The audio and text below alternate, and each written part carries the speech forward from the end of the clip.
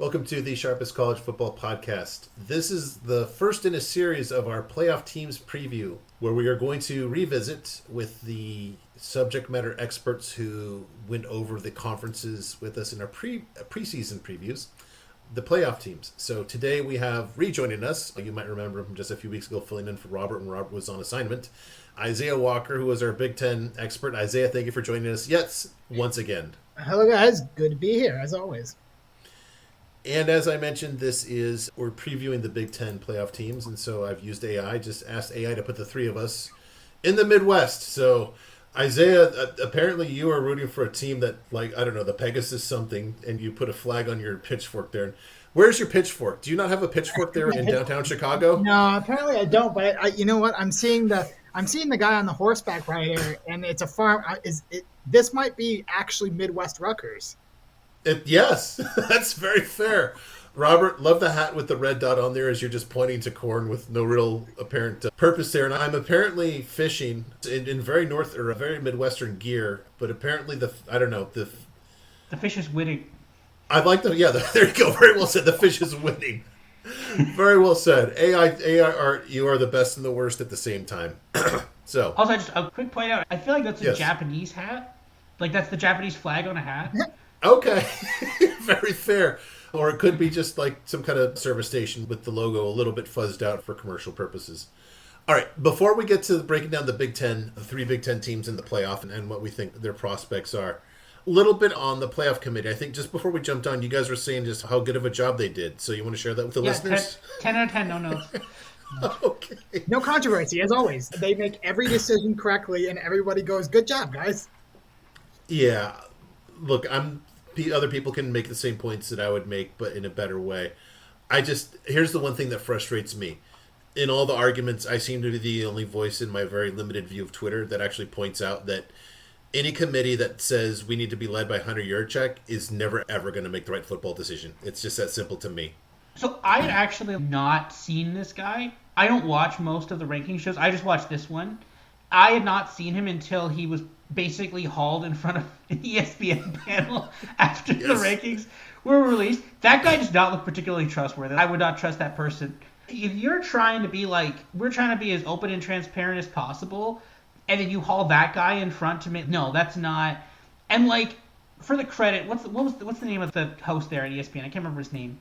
Reese Davis, yeah. Yeah, just grilled him. Congressional panel grilling of this guy.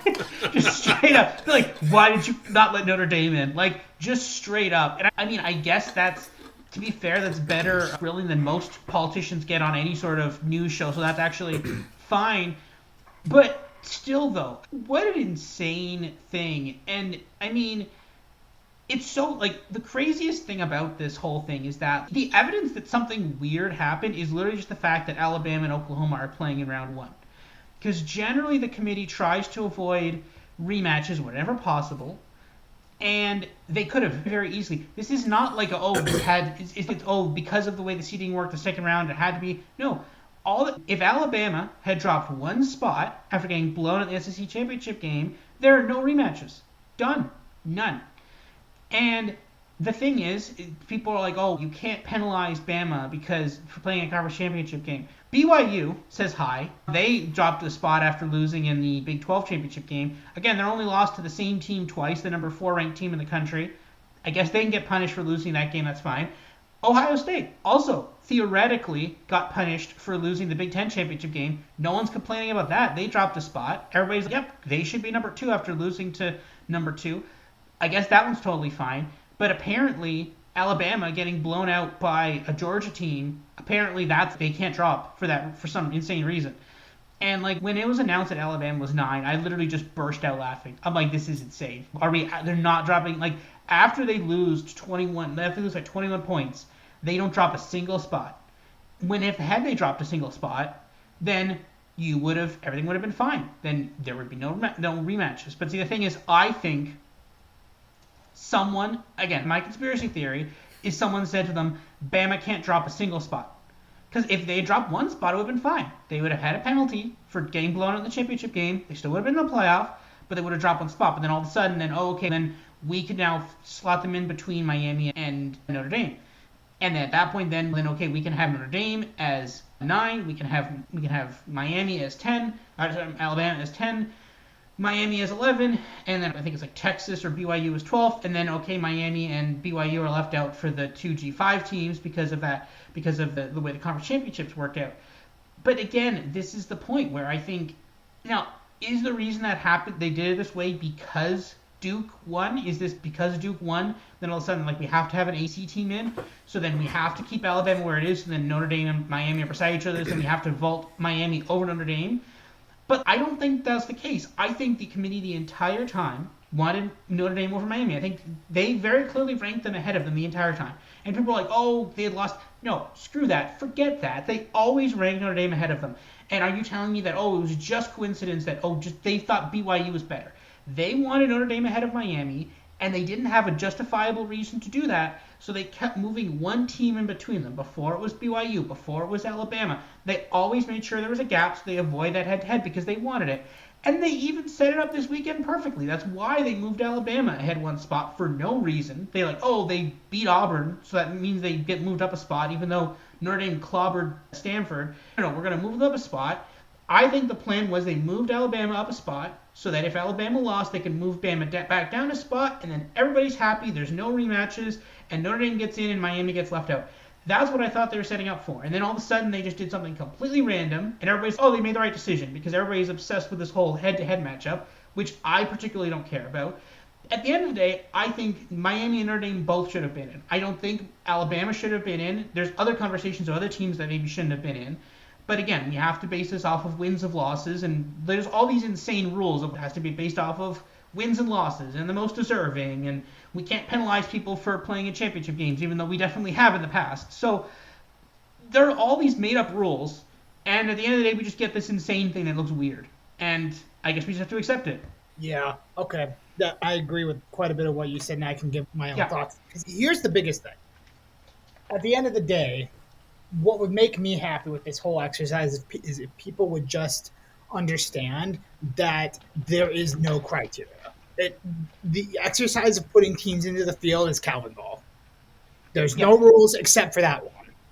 And what they do, they pick the teams that they want to be in the field, and then they justify why they did it. It's not like we need to stop pretending that they're actually looking at some strength of schedule metric, or that they're actually taking these wins into account, or that there is actually some mathematical formula. No, it is quite literally, we wanted Alabama in, so we put them in. And that's fine if that's what you want, but then don't tell me this is why you've done it. I don't need to be fed some nonsense argument about why we're doing it this way because this formula tells me that this is true, but actually ignore your eyes because this is deceiving you. I just don't need that. And it's the same issue I have with them doing this weekly show every week where they set these rankings up, because the first thing is you have set yourself up for failure, because what you said is you set these rankings up in a very specific way to flow in a very specific way.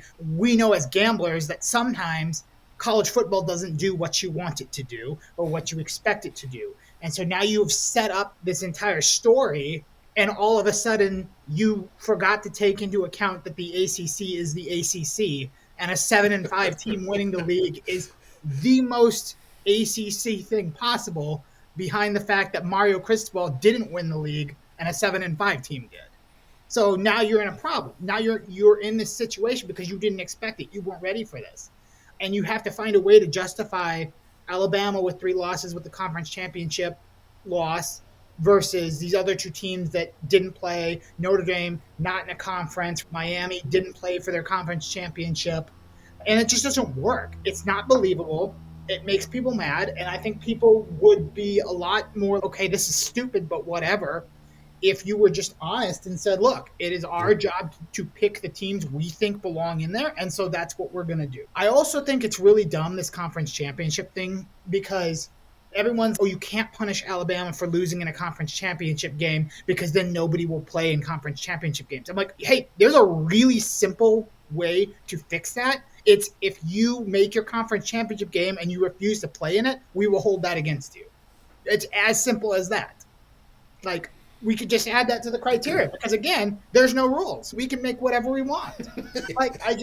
So we've just set up this system now where, and we covered this specifically a couple years ago, right before we expanded to 12 teams, right? Because everybody said, oh, it's fixed. It's fixed. We're going to 12 teams. There won't be any controversy anymore. No, it isn't. The only thing that has changed now is that instead of us arguing about how number 5 got screwed over, we're arguing about how number 13 got screwed over. Yeah. And I don't shed any tears for Notre Dame. Yes, by the objective metrics, I think a team that could have won a national title was left out. Yep. At the same thing, this is what you get for being high and mighty for all these years and refusing to join a conference. You accept this risk. This is the risk you have accepted to take. And not only have you not joined a conference, but the few conference games you play are against the conference where a 7-5 team just won it. So you haven't set yourself up for success. You've opened yourself up for them to use that as an excuse to keep you out. So I'm not gonna weep and mourn Notre Dame being left out. But is this really the system we want? We pick and choose too when we devalue things, right? Because everyone's like, you can't leave a team out for losing a championship game, even though we did to BYU, because it devalues the championship game. I'm like, okay, but letting a 3-loss team in devalues the past 14 weeks. It's very annoying what we choose should matter and don't matter. And then next year, something like I'm old enough to remember when a 13-0 team got left out because one player on their team got hurt. But apparently, if an entire coaching staff bails, that gets you a 6th seed. And moved up a slot too. Yeah. So it's interesting how that changes. And the last thing I'll say about it is the playoff committee does nothing to assuage the fear from people that there's something, like you mentioned, Robert, that's not on the up and up, right? I never make the accusation that something is rigged, anything like that there's a conspiracy going on unless I can prove it. So I'm not going to make that accusation, but I tell people this as a referee, right? They say, oh, you never post any pictures or anything of you working games online. And there's a reason I don't do that, right? Because even if I'm not saying anything about it, you can never have the appearance of any kind of impropriety. I can't have a coach saying, oh, I saw a game on Twitter the other night. Are you talking about my team? Are you telling people about how we play? I can't have that.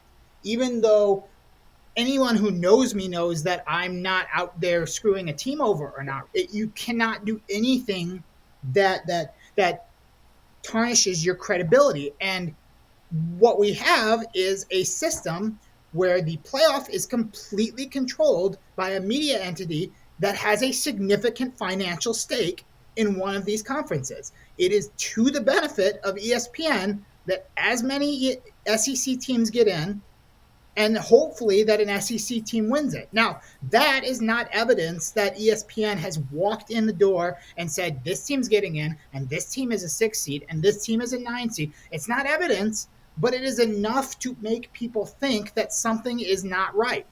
And I think that's really dangerous in this gambling era, in this era where everybody is looking for a reason to be suspicious of something. We've just not set them up for success, and you just go into this tournament thinking, is this going to be legitimate? Have they already picked who wins? I don't know. Should we just crown Ohio State again? I don't know. One point I want to make on that. I get that it's important to not. I'm not one that's a whole like, oh, all sports is rigged. I don't believe that. Obviously, I have models and I bet on sports, and I don't think that. I will say though that the reason I think that something happened specifically with Alabama is because I think nothing else makes sense. BYU dropped a spot after losing their conference championship game. Technically, Ohio State did, but whatever, you can call that whatever you want. That's fine. Last year, SMU lost. They dropped a couple spots as well. Generally, after losing a conference championship game, you lose a couple of spots. And it seemed as though, from last week, it was completely set up so that if Alabama were to lose, they would be able to drop a couple spots safely and still make the playoff. And somehow, even though the other teams that lost their conference championship games dropped a spot, Alabama did not. They stayed exactly where they were. And again, as you mentioned, ESPN has a financial. You mentioned ESPN has financial interest in the SEC, and that is completely correct. But I will also one other small point that you did not point out there is that they have a specific financial interest in the SEC championship game, because they host the SEC. They have that on their network as well, obviously as an extension of the SEC. But it is in their specific interest that the SEC championship game is watched and valued. And I think that it's more valued if both of those teams, no matter what the outcome is, that it's not life or death for them. They can wins and the loser does not get affected. Because if all of a sudden, if Alabama were to be dropped out of the rankings from losing that game, then what happens in a year or two if you have another 2-loss team making the playoff, the SEC championship game, and they say, I don't want to play because I don't want to get dropped out. And I think that right there is the other part to this too, where it's like, you cannot say definitively that if Alabama were to have been dropped out after losing that game, that ESPN would have been totally fine with that, because then at that point, then their championship game, which they make a lot of money in, is at risk there. I will say that it's really hard for me to reconcile that and say everything seems fine after this. It's really hard to reconcile Alabama not even dropping a single spot. Yeah, and the other thing I have a problem with is they're framing it solely around, oh, we did this because we have to make sure that conference championship games stay and that they matter. But, like, that is assuming you tell people, oh, we dropped them because this was their third loss and, anything about it. Okay, yeah, it was a blowout loss. We dropped them. It was a loss. We dropped them. They had -3 yards of rushing. We dropped them. Hey, guys, remember my team and how bad my team was? We never had -3 yards of rushing this year. Just saying. So that, yeah. Or what you could do is say, hey, we didn't punish them for losing the SEC championship game. We were just reminded that this team found a way to lose to Mike Norvell. This is not 2019 LSU that we're leaving out here. This is a pretty good-looking, but at sometimes not very good-looking Alabama team that has a bad loss on their resume. Like, you did not need to frame it, and obviously people will take it the way they want to, but, like, at the end of the day, your job is not to craft a narrative that people like. It's to seed the playoff bracket. So I don't like that. And the one other thing I wanted to mention was on the idea of devaluing games and what we've created here. What have we done now? What's the first thing that happened after Notre Dame get left out? They said, oh, you know what? You can't fire me. I quit. We're not playing in a bowl game at all.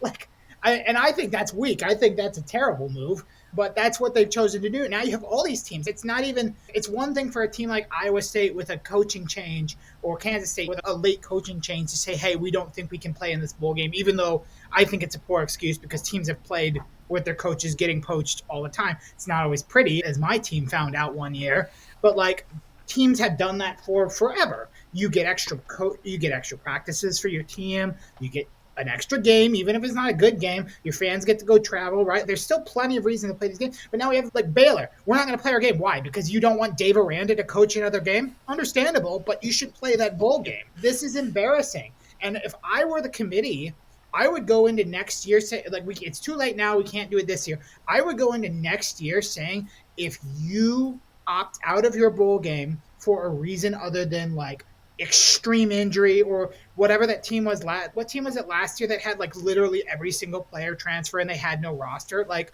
Marshall, to Southern Miss. Yeah. So that would be understandable.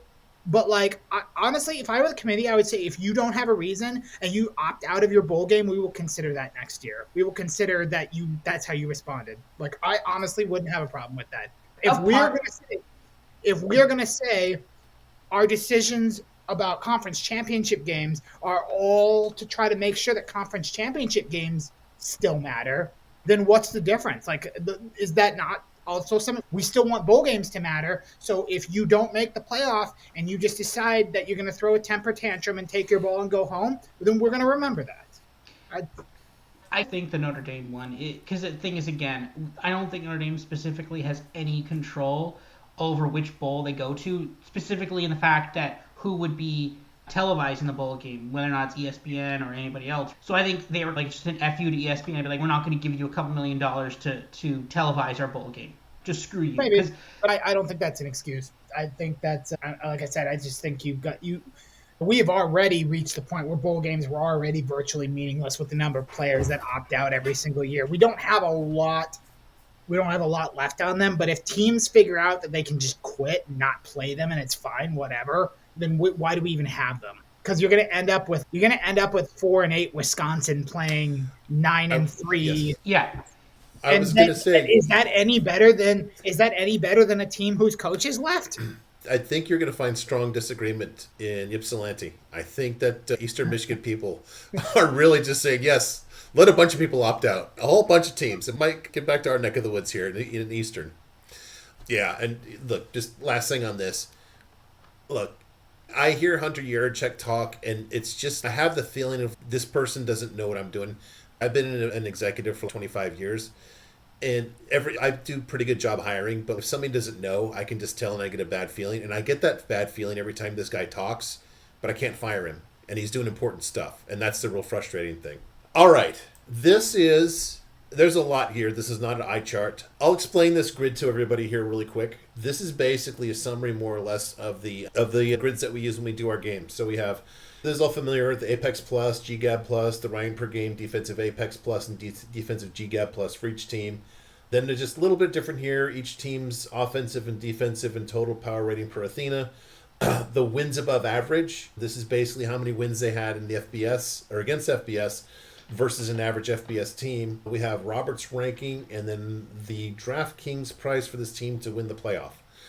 So we've grouped, you can see I've grouped this into each of the 4 quadrants here so we can get a little graphical presentation of each team's path to the championship or the Final Four, or whatever we want to say here. So going over the Big Ten teams, we will start first with Oregon, the only of the 3 that has a first round game. They open against James Madison. I don't see a lot of trouble in that one. This is just a mismatch. I'll just go through my path and I'll just let you guys just follow on to my points here. All right, let's just go to Texas Tech here. So Oregon, should they get past James Madison, which I think is reasonable considering you're hosting James Madison at Eugene at night. Congratulations. Oregon, Texas Tech is an interesting matchup here. People are really high on Texas Tech. Texas Tech is actually seeded higher. Not sure if I buy that, but I guess it had to be done. If I'm comparing these two teams, I think Oregon's got, look, what breaks first is kind of one of those questions that we ask. I don't know if Texas Tech's offense can really hang with Oregon's, and Oregon can really keep the foot on the pedal for a long time. Now, difference is, I never thought about this. What was Oregon's worst game this year, Robert? Their least impressive. Indiana. Okay, so yeah.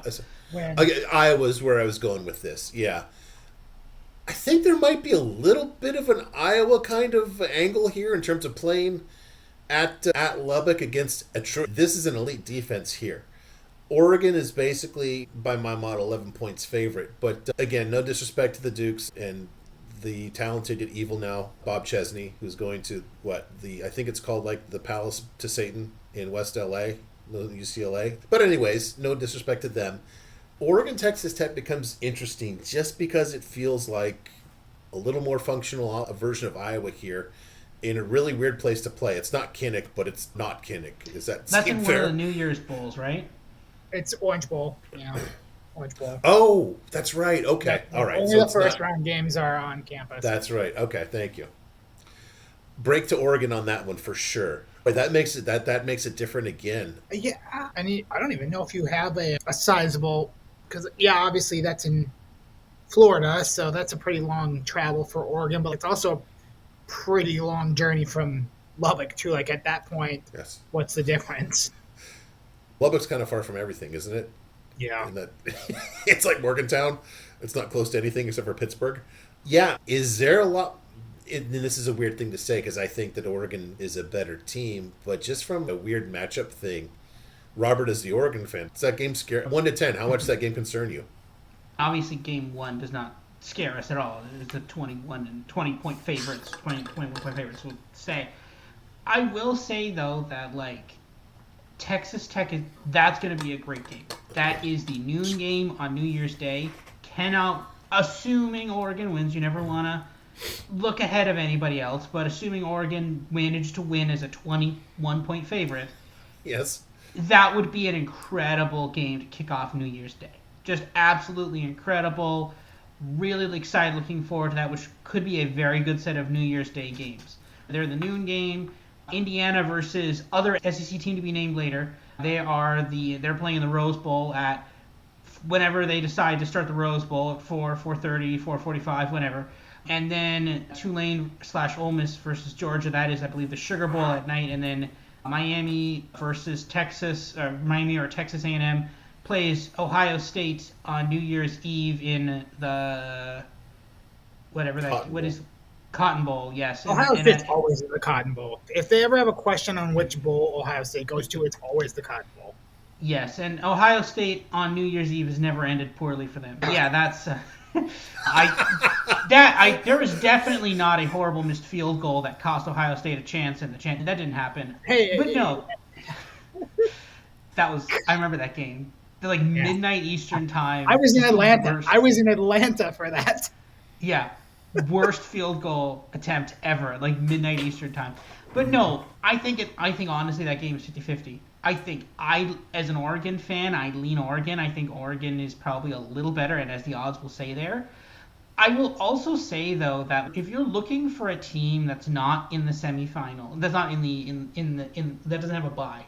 If you're looking for a team that's not the top four, I think Oregon is probably the team that's most likely to win it all, with maybe the exception of maybe Miami, but that's a long path, and you're going to have to hope that Ryan Day does something really stupid to get there. And I don't know if I could trust Mario Cristobal for 4 games. But if you're Oregon, you get JMU initially, you get a bit of a warm-up game, okay, you get to beat up a pretty good team, that's fine. Then you have Texas Tech. If you can get past Texas Tech, then you have an Indiana team. You probably have Indiana. You get to revenge the game that you lost. If you can figure out a way to do that, then you probably have an Ohio State or a Georgia. And if you can replicate what Indiana did, there's a path there. Now, obviously, you have to fix a lot of what happened against Indiana the first time, but Ohio State was able to shut them down pretty decently offensively, right? So if you're there's enough tape on Indiana, Ohio State and Penn State were able to do some damage to that Indiana offense. So if you're Oregon and you can figure out something, and again, there's only a few coaches I trust to do this in the sport, and it's Ryan Day. And basically in Oregon, Dan Lanning in Oregon, right? Only a few coaches that I trust to do that, but Dan Lanning's on that list, right? So I think if you're looking for a value that's not in either Indiana or, to be honest, just Ohio State, I don't trust Georgia. If you're looking at value on not one of those two, if you told me that the semifinal was Oregon-Indiana, I'd be yeah, I could 100% see that. And then again, all you have to do is get past Indiana, and then you've got a decent shot in the champ. You've got probably 50-50 in the championship. So that'd be my take on that. Yeah, I agree with that. Outside of the top 5 or the top 4, I think Oregon is the one I would go to right away. Now, for various reasons, I think there are a couple other rosters that I might trust. The first one you mentioned, Miami. If we were just looking at the quality of talent, I think I would trust Miami to have a chance. But I don't trust a team that's coached by Mario Cristobal to do that, especially not that Ryan Day hasn't been known to do dumb things in big situations sometimes, kicking a field goal with a questionable kicker down 3 on basically the goal line.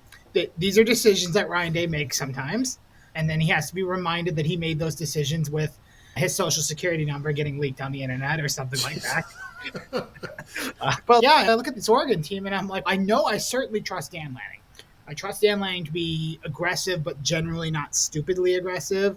I think that people are sleeping on some of the prove-it spots that Oregon has done it in. And specifically, it's that Iowa game, because people are not going to look at the casual person who's going to look at all these schedules. We're talking about Big Daddy SEC homer, right? They're going to look at Oregon's schedule and say, Iowa, you should have beaten Iowa by 20. But somebody who watches all the games and who has watched Iowa and seen what Iowa did to Indiana and did to USC, even though they didn't win those games, right? No, that is the kind of win you have to prove that you can get if you want to be serious in this playoff. It's not necessarily that you're going to play that type of game, but you will see defenses that can frustrate you, like Iowa will. Things are not going to be perfect in your path to the playoff, right? Or to the championship game. And I think Oregon being able to get that win on the road shows that when they go up against a team like Texas Tech and that Texas Tech defense comes at them, there are going to be drives that stall. There are going to be turnovers. But I think this Oregon team is tough enough and deep enough to be able to overcome some of those obstacles. Now, I want to talk about the first game real quick, just because it is a Big Ten game technically. Here is Oregon and James Madison.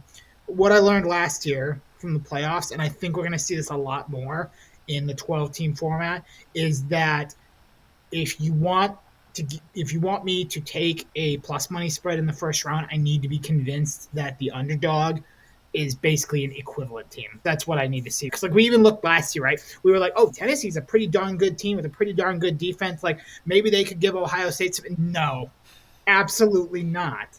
And then what we've seen is when you have a mismatch at the level of the group of five versus the power team. This is not to say James Madison is a bad team or Tulane is a bad team against Ole Miss or whatever, however these games go. They're a really good group of five teams that have deserved their spot here in the playoff. But you're playing Oregon and Eugene.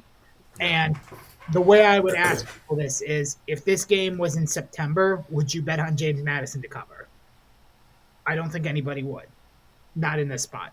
So I like Oregon to win, and I have money on Oregon minus 20.5. I think they win that game handily. That is also after betting, my gosh, I bet on Troy to cover the spread, and they did. But that felt sickening. That felt just absolutely just dirty and disgusting. But James Madison has decided to play with their food this year. So I don't think that let's just say that if you play with your food against Oregon, you will starve. Yeah. No, the food will come alive, and it will be like Little Shop of Horrors, and it will be eating you. Okay. Wow. You went deep there. Okay. Yeah. So that's the first round game. And the interesting thing, I want to talk about the Texas Tech matchup, because I feel like we've said this multiple times this year when we're going through games that involve Texas Tech, is that we're like, oh, this could be the week that Texas Tech screws up, or this could be the week where I don't know about that offense. Is this sustainable? Or I don't know. I think it really has come up when we're talking about the totals, because you've really tried to like some unders in Texas Tech games, and then Texas Tech just goes, no, we're scoring 58 today. They tend to really just go gentlemen in the fourth quarter. And it's not me, man. It's the model. The model just, I don't know. The model just doesn't like their offense for whatever reason. It has them basically. I think at this point, when I look at Texas Tech, it's just, I think I almost have to be like, look, I've given the model a couple chances now to figure out this Texas Tech offense. And it keeps telling me that, oh, this is probably going to be like a defensive first, low scoring kind of game. And then there's 70 points on the board, and most of them have come from Texas Tech. This team just feels like they're in name your score mode in so many of these games. Yeah, they do often pull back in the fourth quarter. Now, these games are blowouts. I don't think they're going to do that to Oregon. I would be really darn impressed if they can call the dogs off in the fourth quarter against Oregon. Really impressed.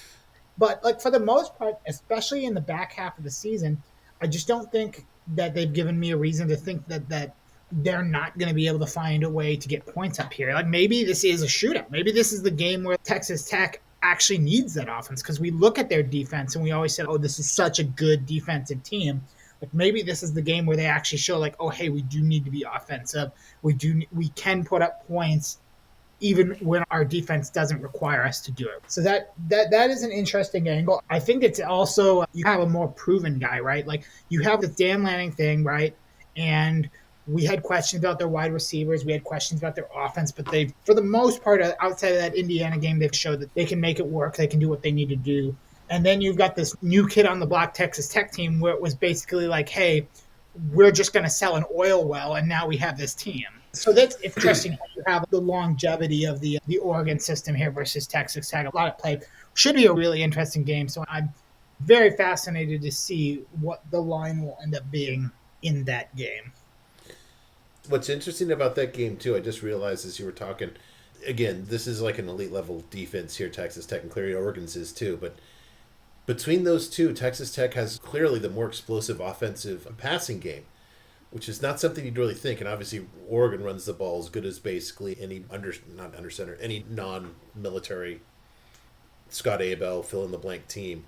So it's an interesting contrast in styles, but boy, if you just go back to, again, I know it's not at Kinnick, but if you have an Iowa team that it can actually just, I don't know, say Gronowski's 5X accurate as he is now, That would not be a fun team to play. That's almost what you've got here. Although they play with tempo too. It's unfortunate, but I guess that's what happens when you get seated outside the top four. Now, again, not to revisit just how awesome the committee is, I cannot see Oregon not being a top four team. I know that it's hard to put three teams from the best conference in the top four, but that's reality. We've been saying on the pod for like over a month now. The four best teams, three of them are the Big Ten. And the other one is, I don't know, preparing for the 2026 season right now. Don't know how that happens. It's just it's another spot where the selective politics comes into it, right? Like, this could even be your evidence against like the whole like, oh no, we're only thinking about how to make the SEC look good. But no, like we were actually thinking, hey, this would be really bad for like non-Big Ten teams accepting the validity of this thing if the top four were Ohio State, Indiana, Oregon. Like, even if that is what should happen, can you imagine the outrage over that? That would be not received. You're very fair. Very now, fair. I will say, at least this year, just when I look at the seedings and I look at who is probably going to play in the second round, I don't look at any of these like I do last year, where I saw Oregon as the one seed, and I was like, oh, that's nice. Oregon's present for the one seed was losing their first playoff game. So I think that's good. Like, I don't look at any of these where I go, wow, that team just got absolutely hosed with, they got their bye, which is supposed to be a good thing, and then they absolutely got hosed. I think these are all fair matchups. Yeah, Oregon is really good, but also if Oregon was the 4 and Texas Tech was the 5, it's the same matchup at the end of the day. Yeah. Quick point I want to make on that, because this is an interesting thing. One of the other things that I found very interesting about the selection committee show and their final rankings was that it was Indiana 1, Ohio State 2. I thought it was going to be Indiana 1, Georgia 2, Ohio State 3, and then maybe Texas Tech 4, or maybe even you put Texas Tech 3 and you put Ohio State. But to be fair, it was so close. But I thought they were going to put the SEC second because I thought they just had to contractually. But at the same point in time, that was leaving Ohio State 2 was actually a gift to Indiana, because if Ohio State was 3, they would have been on the same side of the bracket. So in actuality, that actually helped Indiana, because basically it meant that you could see another matchup of Indiana Ohio State in the championship game. So I thought that was a bit interesting. I thought Georgia was going to be second, but I think the committee leaving Ohio State second was a nod to Indiana that, hey, you don't have to play them twice to get to the championship. Fair, yeah. I'm going to read to you the teams that Oregon has scored 30 or more against. This isn't a great list. No. Okay. Is that you cringing? Because I'm going to start with Philip John Fleck and his Gophers there, Isaiah. Rutgers, really bad. Montana. Oregon State, Northwestern, Oklahoma State, Montana State, and USC. The best defense there is USC. USC's defense is not a playoff caliber defense. I'm not saying their offense is fraudulent, but I need to be convinced that they can do it against. Look, all credit for winning at Iowa. That's, to Isaiah's point, that's a super underrated win. But I don't know. I can't wait for that, just in terms of maybe the best round 2 game, not to spoil everything else. That just looks like the most juicy in terms of just like the game of round 2. That might be your under game there too. Yeah, I think the one thing is, because maybe you could make a comparison where it's a less extreme version of it, is last year's Indiana team, where I went into good point. I went into the playoff last year saying this is an excellent team. This is a team that deserves to be in the playoff. However, we only have one example of them against a playoff caliber team. It did not go well, and then they went to the playoff, and it did not go well. Whereas Oregon, they have one game against a playoff caliber team, which they lost. And it wasn't a blowout like the Indiana-Ohio State game was last year, but they lost it at home by 10. And then but unlike Indiana, what Indiana did not have last year is we have a couple games, USC, Iowa, where you go, okay, those are actually pretty solid teams that you found a way to win. So it's like I have some data to make me think that there's something going on here, but I think the concern is valid because obviously this Texas Tech defense is a little bit better than Minnesota's. What? Yeah. And I do want to remind you, too, again, this just sticks out. Oregon's only points after halftime against Indiana were on a pick six. No, so. Indiana completely. The thing is, too, like, even in the first half, Indiana was just like this going in back and forth, right? It still felt like a game, but something in your head was like, this does not feel like the game Oregon wants to be in right now. Yeah, and the second half was like, oh, no, this is not the game that Oregon wants to be in. It's like they grabbed the rope with the wrong grip, and now they're in the tug of war with the underhand grip. I don't know what to do. I will say this. I agree with you guys. They're one of the 3 teams that can win this. And to that point, see up here in the predictives, red, which basically I don't see right away and say, oh, God, I can beat this team by doing X. I don't know. By having Indiana written on my jersey, I think is like the path there. Interesting team. I think 750 is probably one of the best values in the whole field here. It seems like a fair, if not a generous, not generous, but very fair price. You guys agree on that? I agree. I think you're getting good value at that price. I think you've got a path that is realistic. And I think you have basically what I'm looking for at an underdog of this value or this kind of range is I want a team that has proven some stuff. Like, it doesn't need to be a perfect team. Like, we're not betting on Indiana or Ohio State here. We don't need a team that's worth plus 200, right? But what I need is a team that does not look like they're going to go out there and just start shooting themselves in the foot. That's why I'm not betting on Miami. So I think Oregon checks those boxes, right? If Oregon loses on the way, if, when, whatever, it'll just be because they played a team that's better.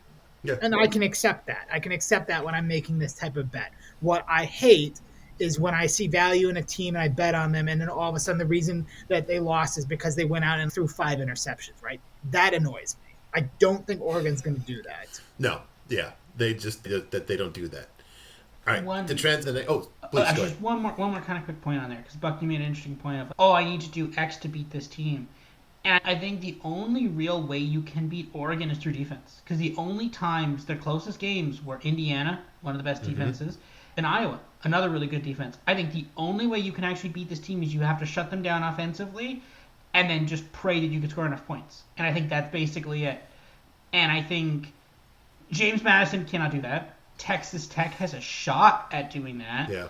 Indiana does again, and Ohio State does again. But again, it's like Oregon's defense is pretty good too, right? So I think that's the only way you could do that is that. But honestly, I think the only teams that could probably take Oregon down are probably Indiana and Ohio State. I think they should be able to beat Texas Tech, but that's going to be a hell of a game, though. Yeah. All right, so to bring it over to the next team, Indiana here. Neutral field. Oregon versus Indiana in, I don't know, what would that be? That's like probably like the Fiesta Bowl or something like that. There's no way to know what game it is. Yeah. Okay, let's just say it's the Fiesta Bowl. What would you think that line would be, Oregon versus Indiana in the Fiesta Bowl? What would you make? What was the first line? It was Oregon -7? 7.5. Yeah. That was in Eugene. I think Indiana would be favored by under a touchdown. I think it would be Indiana -2.5. That's exactly what I was gonna put it at. Yeah. I had 3.5, but I've been. Sorry, I said touchdown. I meant field goal. Ah, okay. All right. Yeah. So we're all just on one side or the other of a number. Okay. I think what they would basically say is, okay, Indiana beat you on the road in the regular season. Here's some points for Indiana, but also this is a good team. I think that sounds about right. Yeah, and I think you would get a lot of people rushing to Indiana -2.5 on that too. You think? I think so. Those are both public teams. I think that would even out.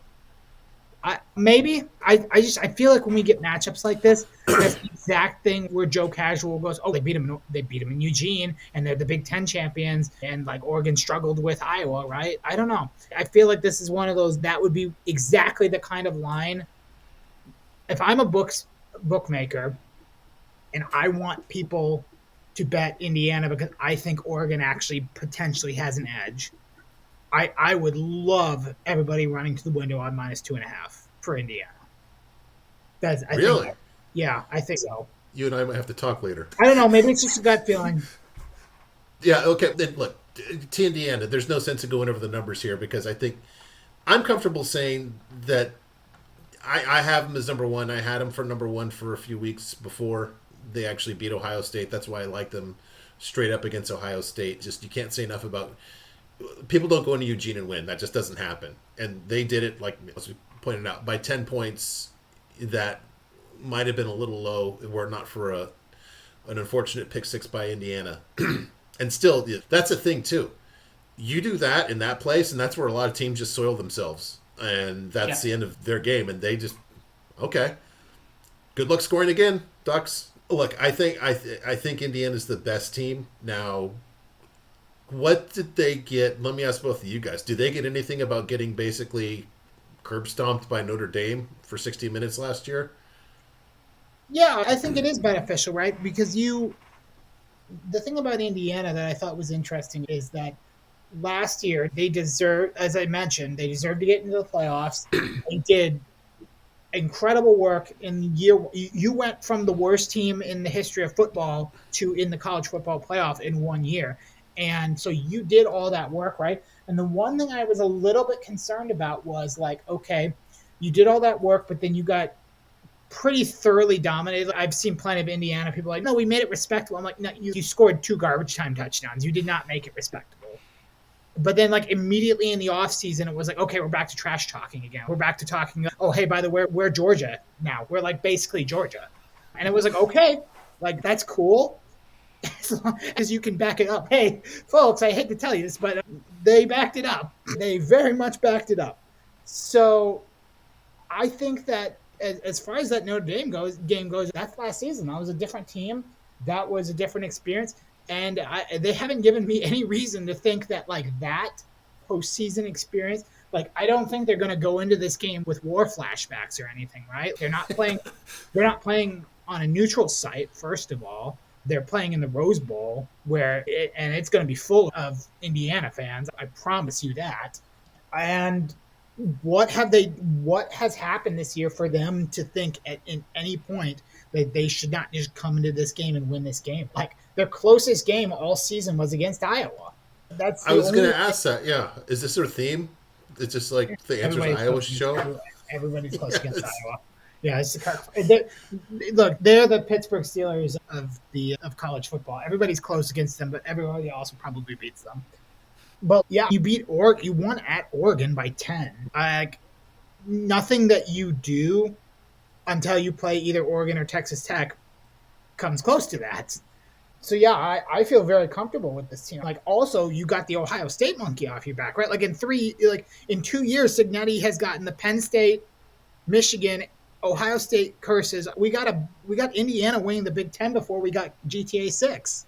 What more? What more can you ask for here? So yeah, it's just a really good football team, and in every aspect of what you need to be a good football team, everything they do is talent, depth, fundamentals. They don't beat themselves. They don't do stupid things. They just go out there and play football, and they win football games. Like and they don't care about style points, even though they win with style points a lot. They just understand the assignment. They had the guy. Their quarterback's going to win the Heisman Trophy. An Indiana quarterback is going to win the Heisman Trophy and make me a lot of money in doing so. Yeah, a couple things in response to that. Back to, I got into it with a guy from my gym. He said, look, you liked Indiana last year. And in fairness, I still had Ohio State ranked the highest team, but we just thought they were in a bad spot after listening to Michigan. And so they were just the ultimate wild card of all wild cards there. But to just throw my team into this for 2 minutes here, or 30 seconds, you saw a big improvement in USC in year 2 once they understood what it is to be in the Big Ten and how physical you have to be. And I bring that up because Signetti brought a ton of guys from JMU, and you have to live that for a year. I know because I've seen this up close and personal with my team. And this is not the same team as last year. USC improved 3 games. I think Indiana is at least 3 games better than last year because the schedule's much more difficult this year. And they handled it much more easier this year too. what was that other? Who was it? Old Dominion. Props to Old Dominion for holding them to 28 points. I have a feeling that that was probably not a fun week of practice after Indiana only won that game 28-14. Robert, I've painted just a super rosy picture of Indiana here, and Isaiah seems to be pretty much in line. Are you going to find any, what do they say, any pimples on the Mona Lisa here? No, I think Indiana matches up pretty good against either of these teams. I think Indiana very clearly be a touchdown more, like even over a touchdown favor against either of these teams. Yeah. Both these are fatally flawed. Oklahoma has no offense. Alabama just has a bad offense and I guess an okay-ish defense. You did technically hold Georgia to 28 points. That's something, I guess. And actually, technically, Georgia Tech did better. You didn't enjoy watching Alabama run the ball? Yeah, no, I did not enjoy that.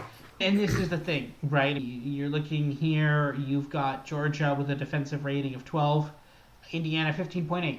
So even if Alabama were to get past Oklahoma, actually technically Oklahoma's defense is actually technically power rated higher than Indiana. But again, if that's what Georgia's defense was able to do to Alabama, what's Indiana's defense going to do? So this is the thing. And also Indiana has a far better offense than either Georgia or Alabama themselves. Yeah. Actually, I think they have the best offense. Yeah, actually, they have the best across the board, actually, yeah. Yeah.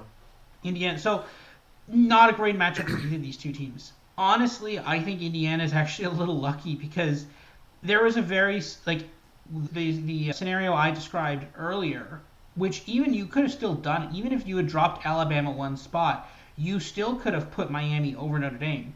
You could have then been like, oh, actually, Miami should have been ranked ahead of Notre Dame. Anyways, you could have been like Miami, Alabama, Notre Dame.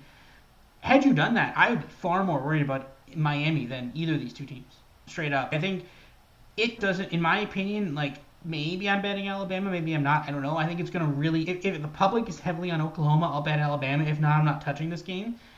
But whoever wins this game is just going to get mauled by Indiana. I'm fairly confident in that. And then the real game starts when you play the winner of Oregon, Texas Tech, who I think it's probably going to be a toss-up in that game. So, yeah, Indiana, I think, got literally the best possible draw. Like, I think the committee actually did them a solid by... Because if this was Miami and Notre Dame, I'd be far more worried about Indiana. But I'm not worried about them until at least the semis. If I'm Indiana, I love that, okay, Texas Tech or Oregon has to do some of my dirty work and knock one of those guys out. Yeah. I only get one instead of both. Yeah, okay, now going down to the bottom line, literally here, I'm not too excited about plus 250 to Isaiah's point here. That I think I could just find maybe a parlay and a this and or that just to beat that number with relative ease, yes?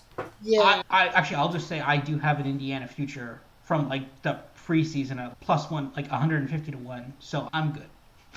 Yeah, I think if you really wanted to bet on Indiana to win this, I think it's not the worst price I've ever seen. I think we've seen Georgia teams, we've seen Ohio State teams with shorter odds than that, to where that's not the kind of bets I like to make, especially now that it's 12. It's one thing if it was like a 4-16 playoff and they're plus 250 and it's, they only have to win 2, maybe 3 games, then that's fine. But I think I look at the field like this and it's just plus 250.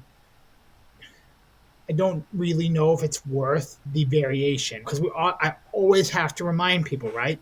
Indiana might not win the national championship. That does not mean in this format that they were not the best team all season, right? But when I'm betting here, when we're betting these odds, we're trying to get a winner at good value. And I'm not necessarily sure that 250 is what I'd want from this team. Now, I don't think it's bad because this team is so good.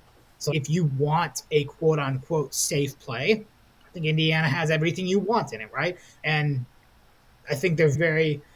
I don't like to use the word safe, right? But I'm very confident that we will see them against the winner of Texas Tech, Oregon. Yeah, Oklahoma defense really good, but that offense is just non-existent. And Alabama's been on the decline for the past month now. Not just the offensive issues, but needed to get bailed out in multiple ways against Auburn. They lost 2 of their last 4. But I would dare...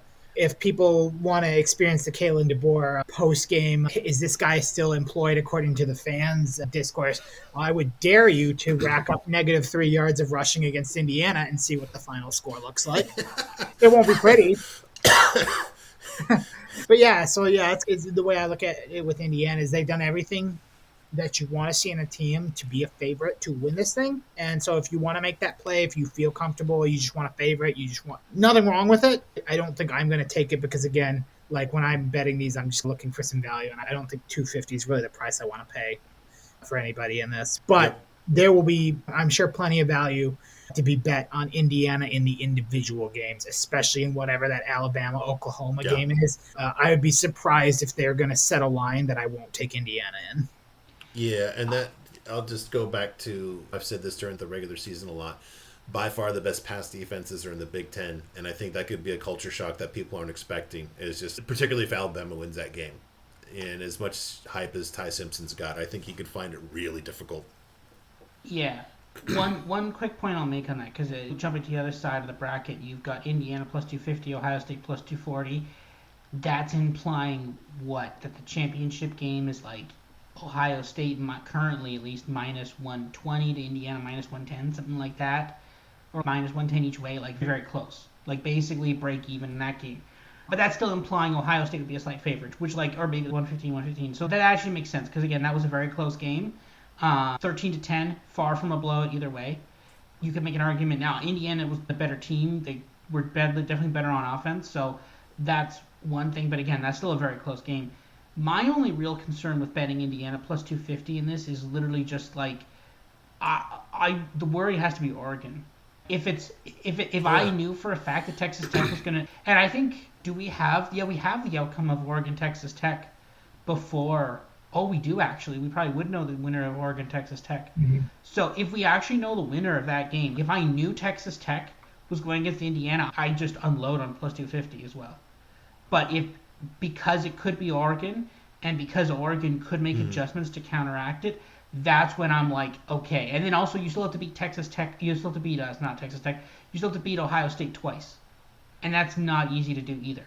Now, there's a part of me that kind of thinks, and I said this before the Indiana-Ohio State game too, was that Ohio State won their Super Bowl. They needed to beat Michigan.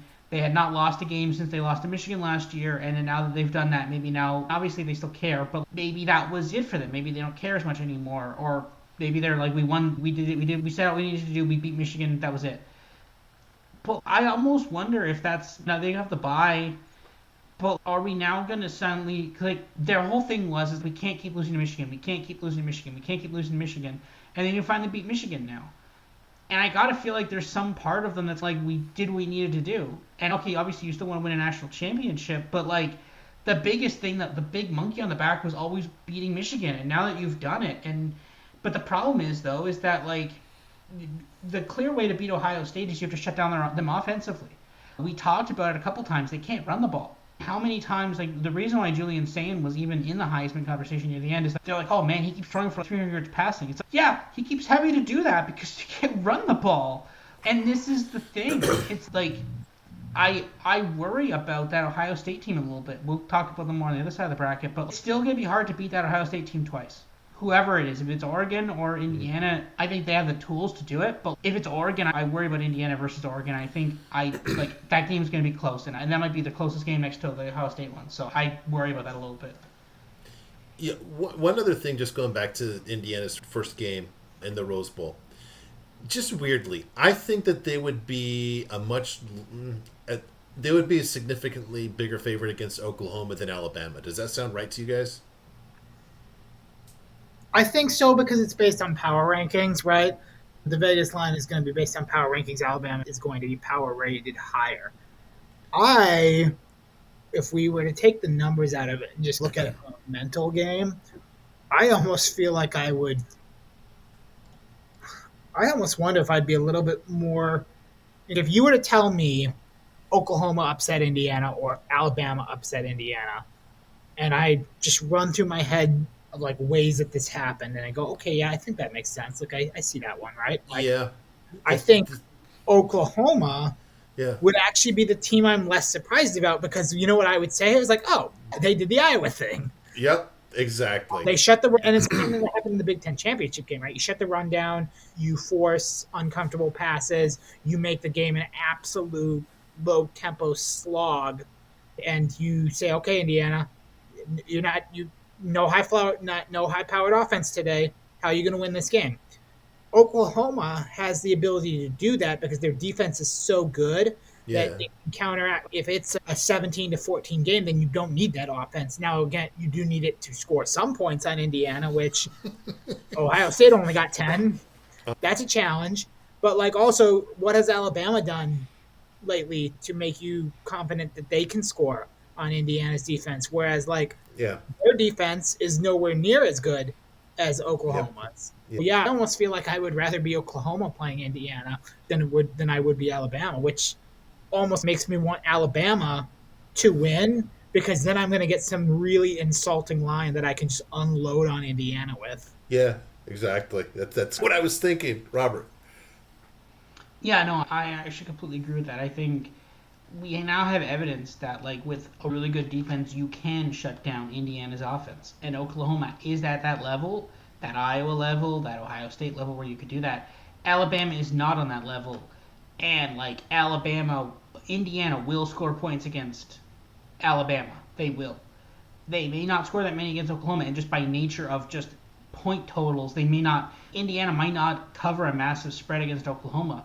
But if Alabama does find a way to get past Oklahoma, which, is going to take, 21 points? If they score 21, they probably win this game.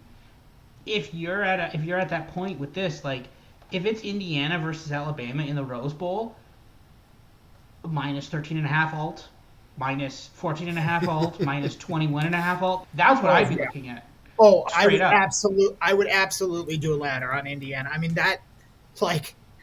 That might look like Ohio State, Tennessee last year when all is said and done. Yeah. All right. Then the last team, but certainly not the least, your Big Ten runner-up, Ohio State. Ohio State hasn't won the Big Ten in 5 years. Does that sound right? Did I read that correctly? Yeah, because they couldn't beat Michigan. Yeah, okay. I guess that's how that works. Michigan, which means you can't play the Big Ten championship game because Michigan goes. Jeez. Okay. Once again, a little bit short here. The defense, way better than we expected. We made a lot of jokes at Patricia's expense in August. Joke was on us. This defense is amazing. The best in college football by my metrics here. We've talked about it for weeks. The run game, as Robert just mentioned, or was it Isaiah, it's not there. And they're asking a lot of Julian Sayin. Now they do have an absolutely exceptional elite wide receiver group, which leaves you in every game. And when you have a wide receiver group like that with a defense like this, it's not often you're going to lose. It's basically like Pete Carroll, not easy to say 5 times fast. It doesn't make sense that this team doesn't run the ball well. And I don't watch them enough because they don't really play a lot of exciting games to know why. But it's not just like a development of the last week. This has been the story for a long time.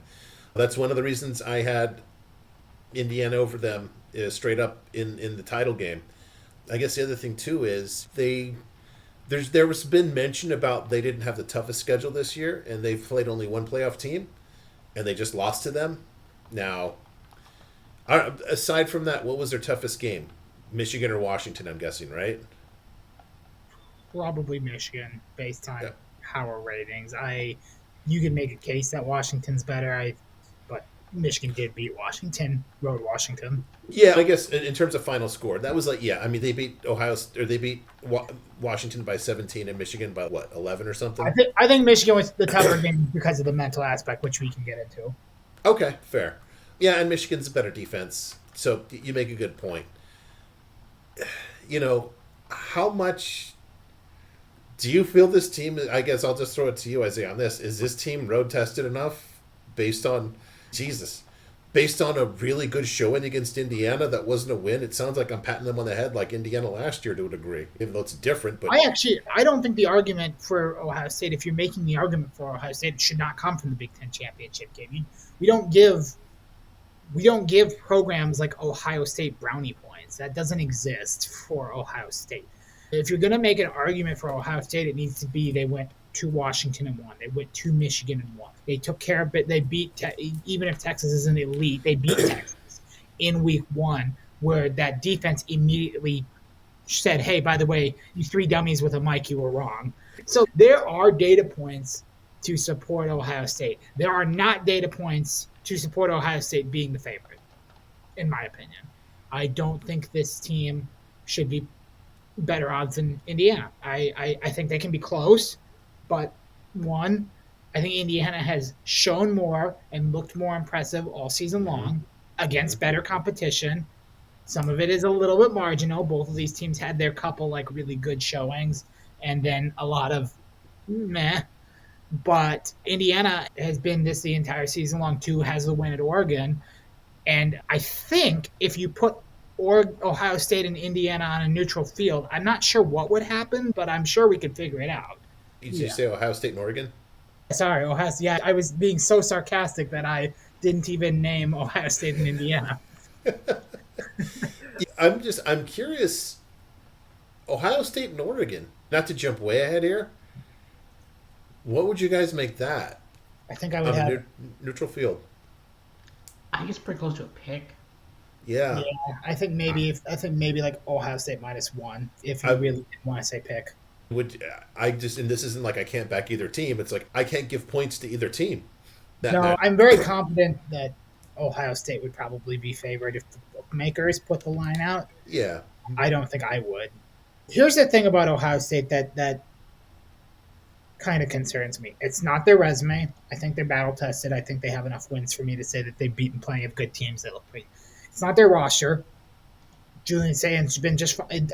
Like, no, there was never a point where he should have been favorite over Mendoza, which at various points in the season or later in the season, he was favorites over Mendoza, and I just responded to that by betting more Mendoza.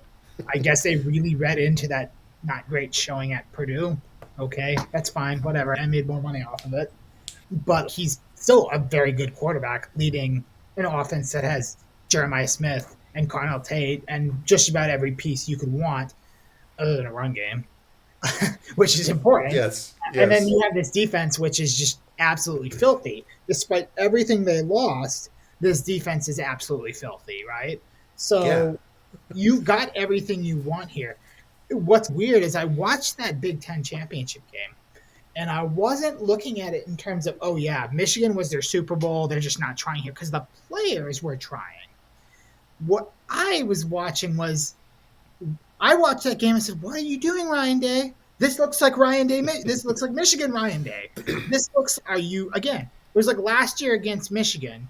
It was not like – again, all credit to Michigan. You won the game. But Ohio State lost that game. Ohio State was trying to prove some point about how tough they were and how they could run the ball and whatever, but they couldn't run the ball, and that's how they lost 13-10. And same score, 13-10. Now, the difference being that Michigan team was not good. Indiana is very good. So It's not exactly – I can't explain this one away as Ohio State just beat themselves. But, like, the decision still made absolutely no sense. Like, why are we – it's multiple times in this game. It was 3rd and 1, and it's fine if you want to pass. That's okay. Your run game's not very good. It's okay. But, like, why are we doing rollouts here? Why are we doing these slow developing – you need a yard. You need, like, 1 yard. And they did it multiple times. There was a turnover. They did it once on 3rd and 1. And they didn't get it. And then there was the turnover on downs where they originally said he got it, but they reversed it. And then there was the one late in the game where you had 3rd and 1, and you did some cute little rollout, and then he threw to the end zone as if you didn't actually just need a yard. And then it's 4th and 1. You're down 3. You have one of the 2 best offenses in college football, and you have a suspect kicker. Like a kicker that they knew was suspect, and Ryan Day says, "Now let's just kick it here. Let's go to overtime." Like, I just don't understand that. So here's my question: which Ryan Day are we getting in the playoffs? Are we getting Michigan Ryan Day, or are we getting Ryan Day that single-handedly buried the state of Tennessee and then every other team afterwards that they played? Because I am confident in this roster outside of that run game. If they lose the game because of the run game, that's fine. Like, we say, okay, that was the problem. That was the run game. But I'm confident in this roster, just like Indiana, to not shoot themselves in the foot.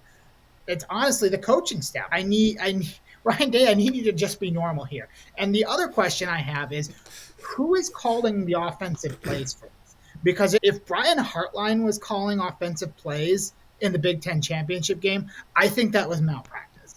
I think that is just really stupid. Because first of all, he's not even that good of an offensive play caller. He hasn't been all season. Ohio State fans have been like, yeah, if he's gone, that's perfectly fine. And I've always said this: if I'm a head coach and you're my assistant and you come up and say, hey, I accepted the blank job, I say, hey, congratulations. There's the door.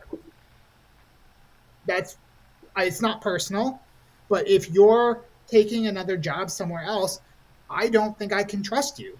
You have your head on whatever your new program is. You need to start recruiting, and that's perfectly fair. You cannot be my play caller. I cannot trust you in these games. So I would love to know who's going to be calling plays for Ohio State, because I think if Ryan Day is calling plays or if somebody else from the offensive staff is calling plays, I feel a little bit better. If Brian Hartline is calling plays, I'm not touching this team. I think it's as simple as that. I don't trust him. I could totally see that. Now, I guess the thing is, yeah, if he's not, then it's okay. You get like one of the best in the planet in Ryan Day. Yeah, which is why I don't think it matters. That's why I don't understand it, because it's not like a situation where it's okay, Brian Hartline has left. He's not calling plays. Now I have to have Deshaun Foster calling plays. It's not like that. Good example.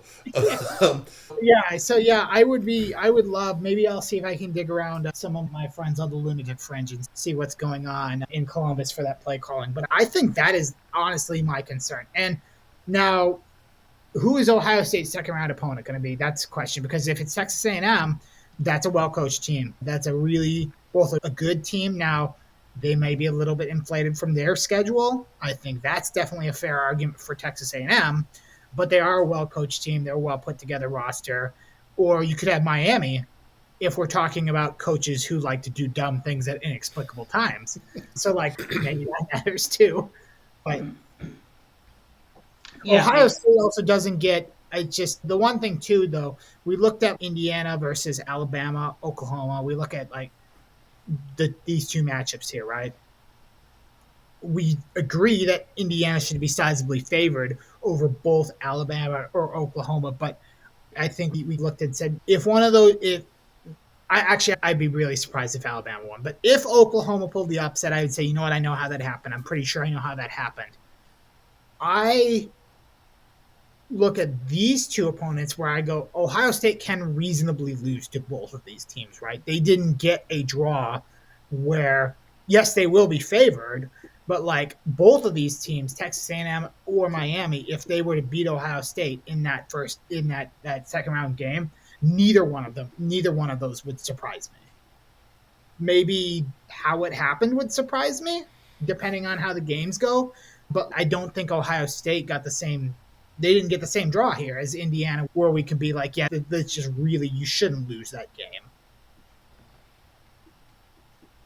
Go ahead, Robert. Yeah, a couple of things here. My model has hated Texas A&M for a couple of weeks here, so I'm taking Miami in the round one there. And I think this is, as I said in part one, this is how Cristobal is going to suck you in. He's going to be like, oh man, they look so great against Texas A&M. And then they're going to go play Ohio State. The thing is, though, normally I'd say, well, there you go, that's that.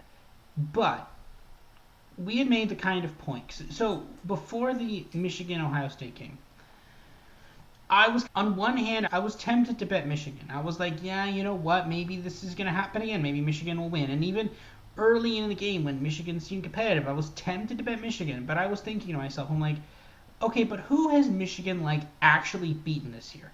They got crushed by USC. They lost to Oklahoma, not a particularly great Oklahoma team, but a playoff Oklahoma team. But every tough game they've played, they've lost. So what exactly, how good is this Michigan team actually? And I think with the exception of Indiana and obviously Texas, but I'm discounting Texas because that was week one, who has this Ohio State team really played this year, with the exception of Texas?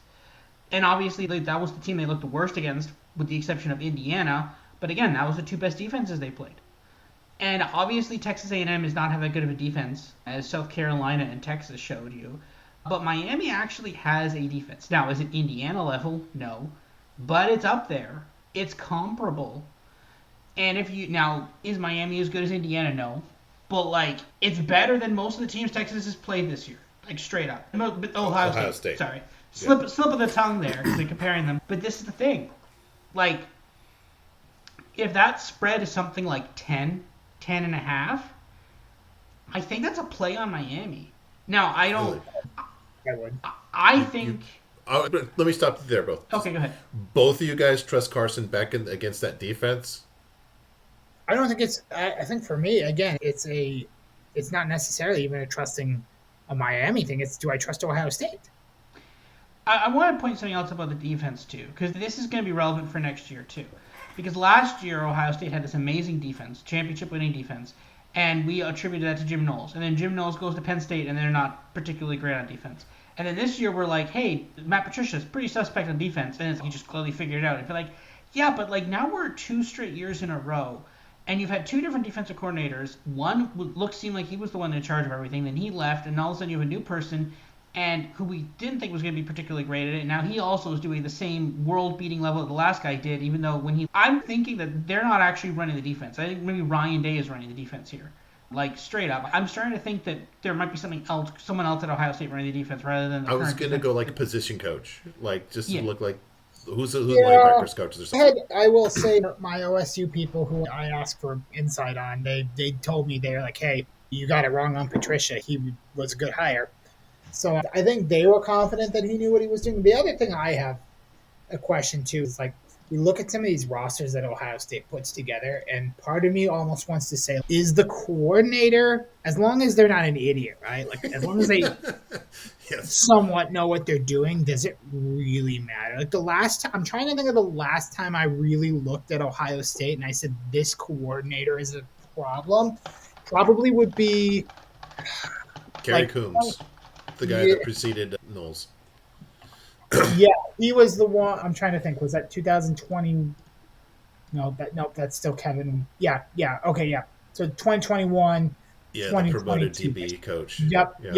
That's exactly the season I was thinking about. Yeah, I think that was where it was no, this is not they had a couple really bad years on defense where the defense was legitimately a liability. You're saying you didn't like the Schiano-Alex Grinch combo? That didn't work for you?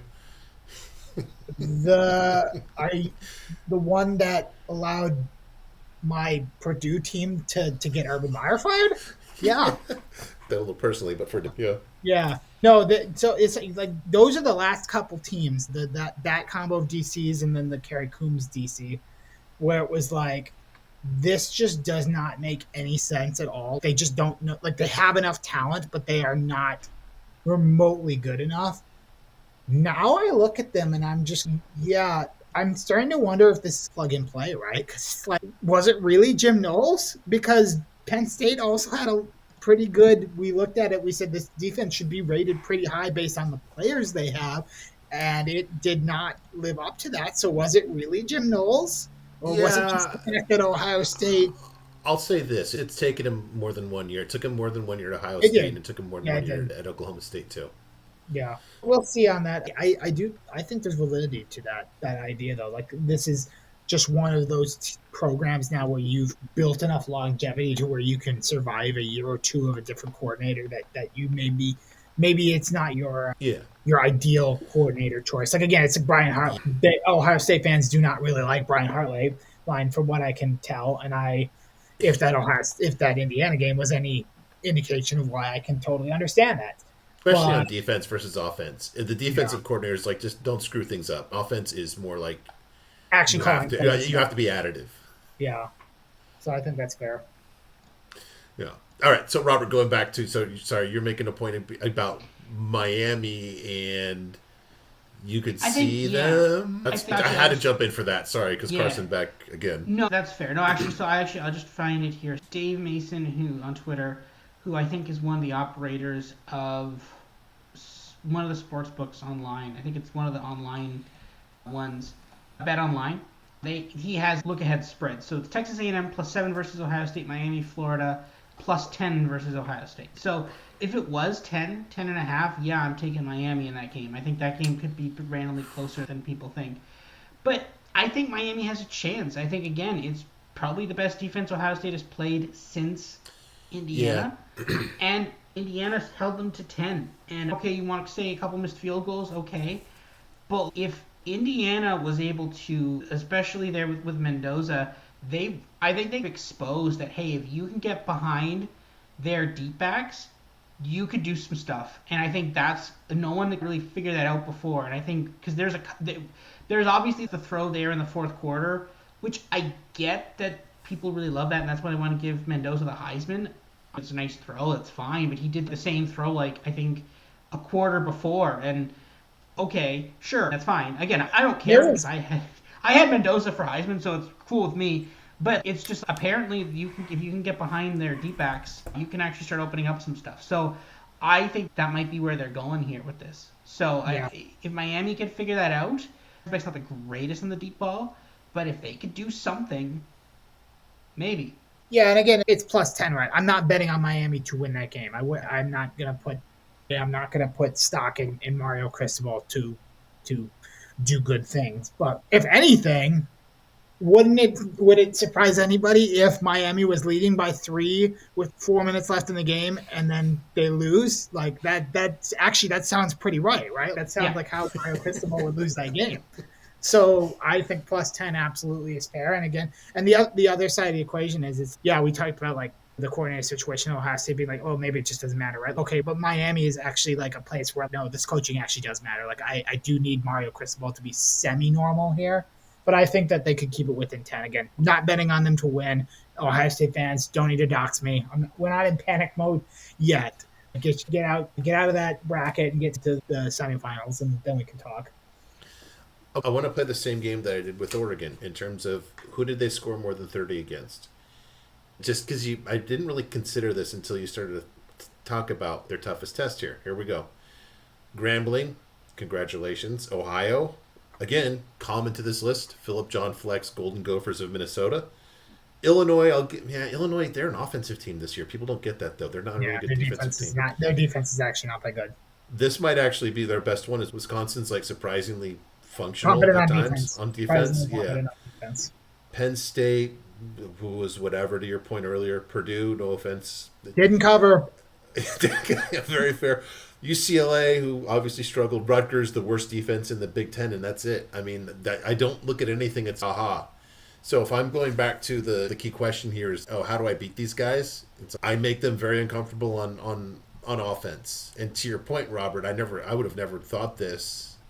Yeah, Miami on that side of the bracket is the most well poised to them. You have to make Ohio State uncomfortable. You have to bring them in. You have to make them play Iowa football. We keep mentioning this. You have to drag them into the mud fight. That's what Indiana did, right? Everybody wanted that game to be a shootout between Mendoza and Sad. I didn't. I had a significant play. I didn't take a side in that game. I took the under because I said that this game is two very underrated defenses. And everybody's going to just assume that we're talking about Sayin and Mendoza, but this is the kind of game where you need to see an elite team win on their defense, and it was 48. It finished 13-10. We were never in any danger of that game going over, and Miami can do that. They can slop up a game, and I look at this OSU team and I think, boy, what is that Texas game if Arch Manning? If his controller didn't die like every other play, like I'm sorry, but as they say, that's a feature, not a bug with him, though. Texas's defense did what they needed to do in that game, and Ohio State. Now, again, you can't discount Ohio State's defense, right? Ohio State's defense had a big part in Manning looking bad, but like Manning looked really bad for the first 7-8 weeks against multiple teams, against teams worse than Ohio State's defense, except for. What was it, Sam Houston that he was flexing on? I can't remember. Yes, Houston. Yeah. Unforgettable. Mr. Longo. Yes. that passed his win total. Congrats, Phil Longo. But what I would be fascinated if that Texas game had been played in October or November. Yeah. When Arch kind of started playing, again, not elite, but like he actually knew that he was a quarterback. That would be a fascinating game. So yeah, and again, OSU fans, I'm not trying to find ways to discount anything that you've done this season, but I do think it's an interesting thought exercise because you only played 2 games this season that looked like that: the Texas game and the Indiana game, and those are two of the best defenses that you face. And the Michigan one is the only one I think that was otherwise. And the other thing too is like the Michigan game. Michigan had them in an uncomfortable place for about a quarter and a half, but they kept settling for field goals. And then then it was like, oh no, we're not. No, if this was going to be another Michigan does the funny thing, it would have been 14-0 after about 7 minutes because of the sand pick and then the 3-and-out or whatever after the field goal. Like you very well could have been down 14-0, but you weren't. When you're down 6-0. And then I live bet Ohio State at that point because I was like, no, this is done. It's going to run out. Yeah. So I think, I don't know. I think we watch. I think if it's Texas A&M, I feel pretty good about Ohio State. But if it's Miami, that would be a game to watch. And maybe if you're not comfortable on giving Mario Cristobal points, that's fine. Maybe the under is your play that you look for instead. Yeah, fair. So, last thing on Ohio State. Yeah, sorry, not to. I just want to revisit. That just seems so much more comforting, just betting the under than Mario. All right, so let's say that they do win their quadrant, and let's say that things go chalky here, considering that only one team is below 25-1 to win, and that's Georgia. Ohio State versus Georgia is interesting. I've been a Georgia skeptic, and actually just going. Look, they're not in the conference with the best 3 teams in the country. But man, the way they played Alabama, it's kind of, there's 2 versions of Kirby. And if they get like the right version of Kirby here, I think that Georgia-Ohio State's much more of a game than like my numbers imply here. Now, I guess my numbers are much wider than what the market would be. I think that Ohio State would probably be something like a 4 or 5 point favorite. Does that feel right? Yeah, I could buy that. I will say though that like it's in some ways I feel like Georgia Alabama is shaping up a little bit to become like Ohio State Michigan, where like Alabama seems to keep being Georgia until those games when Georgia just like enough and they just crushed them, like I want to say it was 2022 national championship game, and then this SEC championship game. It feels like Alabama always wins the first matchup of the season, and then Georgia crushes them in the second. Oh no, Alabama went 2-0 against them last year. Beat them in the regular season. Kirby has never lost. Oh no, not last year. Kirby's never lost to the same team twice. Oh, okay. So yeah, so that's. But the thing is, I feel like it's a similar thing where it's like, because look, the week before Georgia scored what 12 against Georgia Tech or something like that. Like what number was that? I think that kind of informs that. It was just so puzzling. It's like, how did you not score against Georgia Tech? Everybody does. And that Georgia Tech, it's not even like college does. I get it's a rivalry. But it's not a rivalry to where I can go and say that's how it should have been played. If you had told me that Georgia Tech had Georgia on the brink or whatever, this game wasn't like last year where it was like truly, I think they could actually lose this one. But if you had told me that it looked like that, I would have said, okay, it was a shootout. That's why they were uncomfortable. I would not. Had you told me that it was a painfully low-scoring game, I probably would have said Georgia Tech won. Yeah. Okay, so you're thinking that this might be an exhale spot since Georgia got past the Bama thing, Robert? I think so. Not in this game. I mean, at this point, is Golding actually the permanent head coach for Ole Miss? Can you pick a coach in a day? A couple hours? Is that, I view him as an intern coach, to be honest. I think that's fair. I think whoever emerges from that game, Georgia will be able to comfortably beat. Yeah. But after that, I think whoever gets out of Ohio State versus, I think it's Miami, but it could be Texas A&M. Whoever gets out of that game, like if it's Ohio State, yeah, they could probably get past Georgia. It's weird that we're just completely discounting the SEC, and I think that would basically be the last SEC team, assuming that as the left side plays out the way we think it's Oregon/Texas Tech versus Indiana. But I think that Texas, it's kind of like with Texas last year. Ohio State knocked off the last hope of the SEC, and I think that could happen again this year too. Like I don't see a lot of hope for the SEC here. It's crazy that they have, I think, five? Yeah, they have 5 teams in the playoff, right? Yeah, 1, 2, 3, 4, 5. They have 5 teams in the playoff, and I don't like their chances to get past the semis. Because the thing is, the only team that stands out from the SEC is Georgia.